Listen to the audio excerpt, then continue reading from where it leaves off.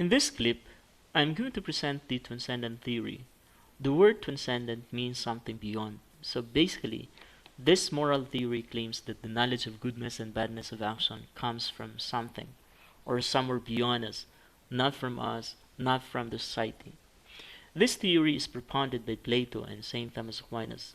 Plato and St. Thomas Aquinas came from two different periods in history of philosophy. Plato from ancient Greek philosophy and St. Thomas from medieval philosophy.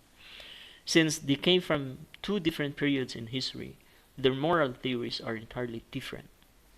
Yet we can tie the commonality of their thoughts into one, which we now term as transcendent. Plato lived around 428 or 427 to 348 or 347 BC. St. Thomas, on the other hand, lived in 1225 to 1274. Plato is an Athenian philosopher, the student of Socrates, and became the teacher of Aristotle. He is also known as the founder of the Academy, the first institution of higher learning in the Western world. The author of the Dialogues, where Socrates, his master, is the main character. To start our discussion of Plato, let me ask you this question. Is the principle of goodness and badness of action universal, meaning the same and true to all peoples in all ages? If the answer is no, then the principle of morals depends on one's perception. What is good for me is only good for me, or depends on whose authority, or depends on one's culture, like in cultural relativism. But if the answer is yes, we further ask the following. What is the nature of this principle? Where we can find it? The answer of Plato of this question is obviously yes. The norm of morality is universal, not relative to one's perception, not relative to one's culture. Like Socrates, his master, Plato refused to accept the idea that truth is relative, that there is no stable norm or standard of good and bad. Good or bad is not subject to the changing impressions of the senses or of subjective opinion, but is universal, meaning same for all men and for all peoples in all ages. There is a universally true and valid principle of morality, meaning whatever is considered good is good to all peoples, regardless of race, language, religion, etc. Good is same and true, or morally binding to all rational human beings. This is what we call as black and white morality. Black is black, white is white, under various conditions. Similarly, good is good and bad is bad under different circumstances. There is no gray area wherein we can say maybe it's good or maybe it's bad. Since for Plato there is universally true and valid moral principle, we'll now ask the following. What is the nature of such principle of goodness and badness? Where can we find it? Why we are able to find it? Who are we as moral beings? These are also the guide questions as we move on to understand deeper Plato's moral theory. Plato's ethical theory is anchored on his metaphysical beliefs. Metaphysics is a branch of philosophy which deals with the problem of existence. For example, you ask questions like, what does it mean to exist? Or what is the meaning of existence? Greek thinkers were preoccupied with the problem of unity and multiplicity of things, especially the philosophers before the time of Socrates.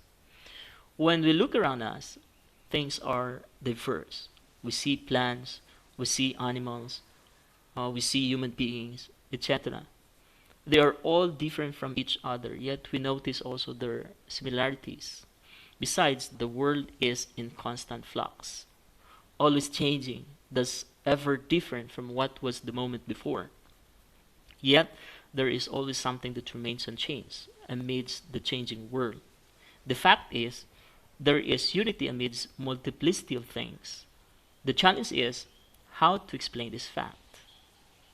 This problem is pronounced in the philosophies of Heraclitus and Parmenides. For Heraclitus, there is nothing permanent in this world except change.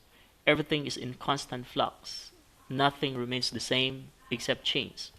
Parmenides, on the other hand, claims nothing changes. Being is one and the same. But for Plato, amidst changing realities, there is something that remains unchanged or permanent. Reality undergoes changes, agreeing with Heraclitus, but amidst the changes, there is something that remains permanent, agreeing with Parmenides. Because of this, Plato classified two kinds of worlds: the world of forms or ideal world, which is unchanging, permanent, real, and the world of material things, which is fleeting, constantly changing. The material world is the world we live in. It's like a dark world, like the cave. It is in this world where we are full of the things we see, hear, taste, touch, smell, because what we see, hear, touch, taste, smell in this world are all illusion, not real. Whereas the world of ideas, this is the real world, our real place or paradise, the source of the real knowledge of the good. Any good that we see, hear, taste, smell, touch is not real good. The real good can only be understood by reason and cannot be accessed by our senses. The distinction between the two worlds is made clear in the Allegory of the Cave found in one of his dialogues, The Republic. In the allegory, Plato gives a clear picture that the material world is like a dark cave where human beings are chained, facing only at the one side of the wall of the cave. Behind their backs is the light.